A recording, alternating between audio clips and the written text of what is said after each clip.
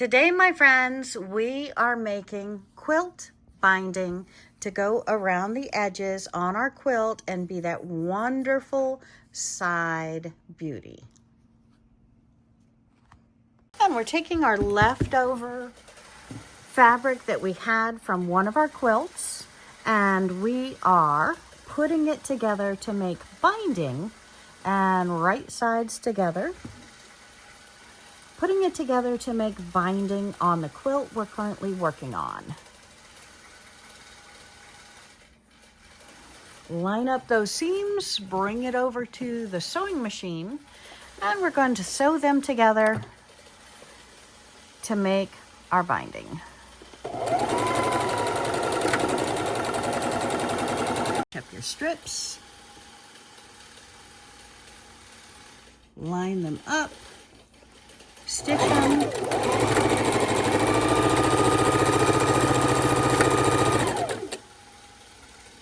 and then I throw them over the table to the back and come up to the end on the one we're working on, then match it to the next one in the stack,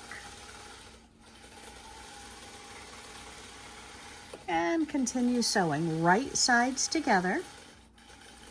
Then we're going to go over to the ironing machine in just a moment. I'll show you how to press it. Lock stitch. Throw the excess over.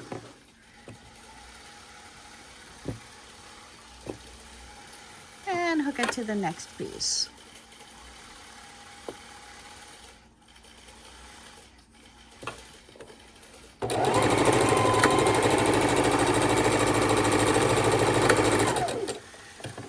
And just like that, we are done. Since we've chain stitched them together, we're going to clip them in between, go over to the ironing board, and I'll see you there.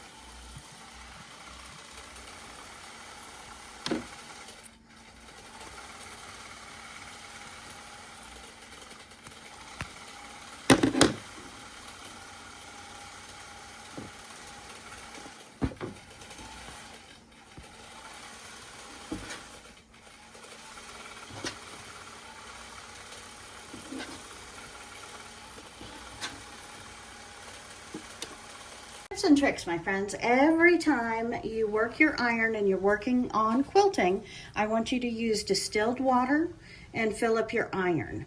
You will thank yourself for using water, water in your iron each and every time. Just don't spill it when you fill it. Don't spill it when you fill it. What I like to do is drop the bulk of it off the end of the sewing machine, off the ironing board down here. And I like to work about in the center of my ironing board. And we're going to take this piece and fold it towards us and do exactly in half of this strip. And we're going to press the entire piece. And I'll show you how we go over the seams.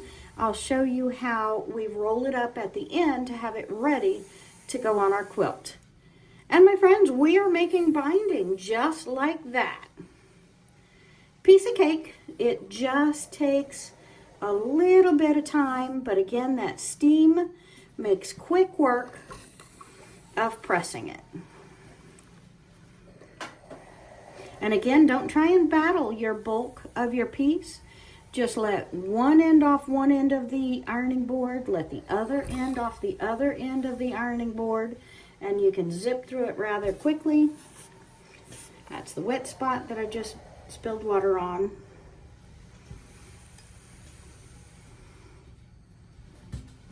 All right, and we're going to keep pressing the entire piece and wind it up.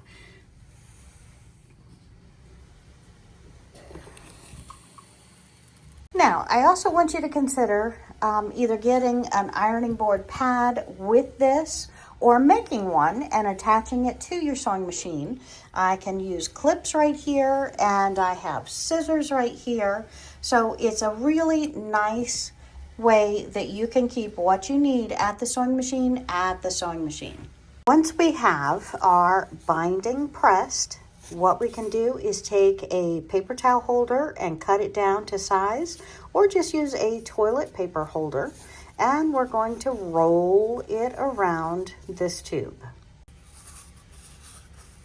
In the first couple of rolls, you want to hold on to it. So on the back, I'm putting my finger on it so it doesn't spin. So I'm holding it each round, trying to get it somewhat straight as we roll it up. And we have the bulk of the one end that we started with on the floor. So make sure your floors are always vacuumed.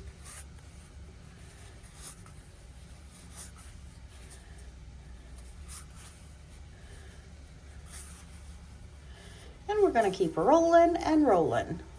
And I have enough binding here for 2 quilts. So if you get bored one day, my friends, and need to make binding anyway for your project, imagine taking an empty fabric bolt and filling this up with all the different colors that you might use for a quilt. Imagine that! And just wind them and wind them and wind them. And thanks for joining me today for different ideas on binding and a quick refresher. I hope you have a wonderful day. I cannot wait to see you because we're starting a quilt.